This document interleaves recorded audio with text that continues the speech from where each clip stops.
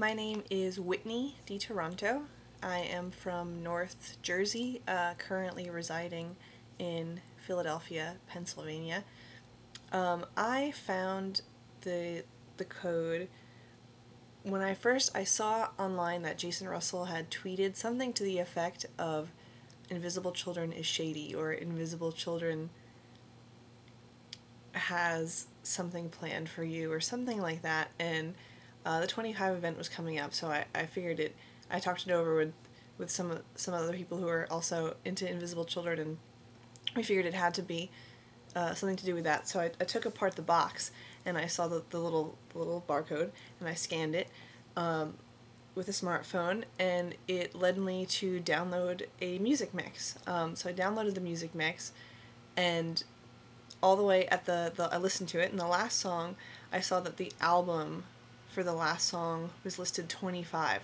So I played the song through to the end, and at the end of the song, there was a countdown and then a voice saying, if you're up for an adventure, call this number. So of course I called the number, and it was another message asking to leave my name and contact information.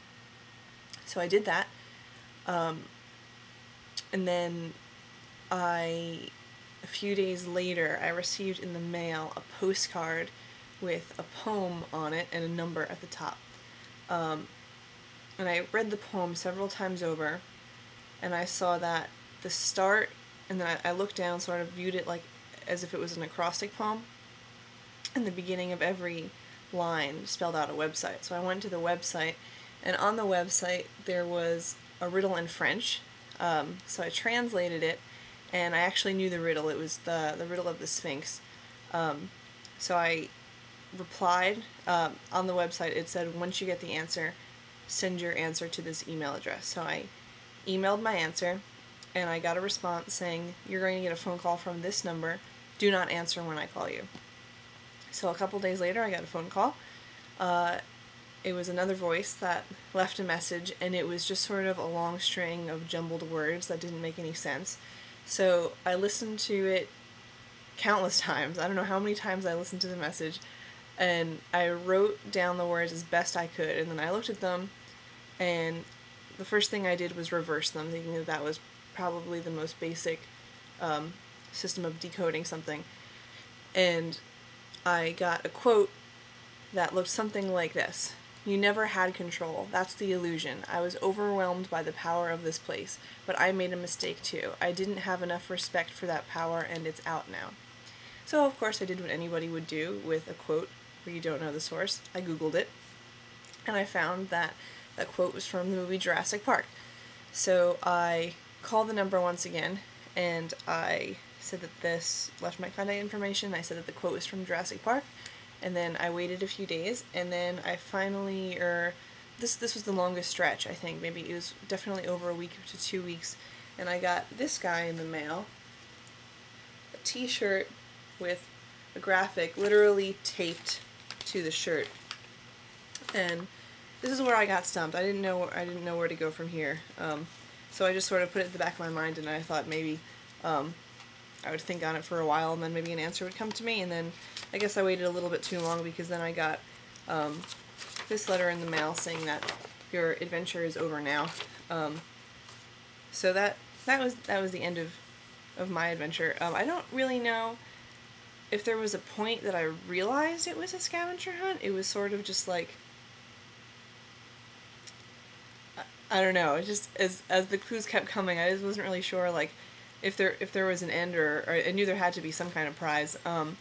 I was thinking at the time that the prize was going to be an invitation to the Fourth Estate, because that was coming up.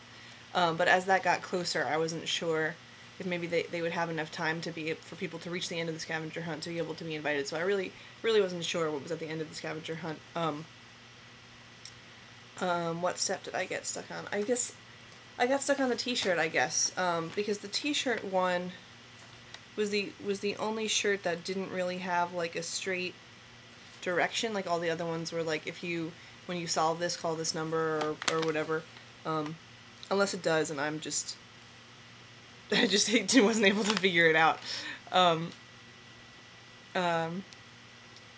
What were you most surprised or excited? It was a lot. It was a lot of fun. It was a lot of fun working on it. It felt like, part of a treasure hunt, and it was cool because I asked a lot of my other friends who worked for Invisible Children or were just as heavily involved as I was, and none of them had any idea that this was even happening,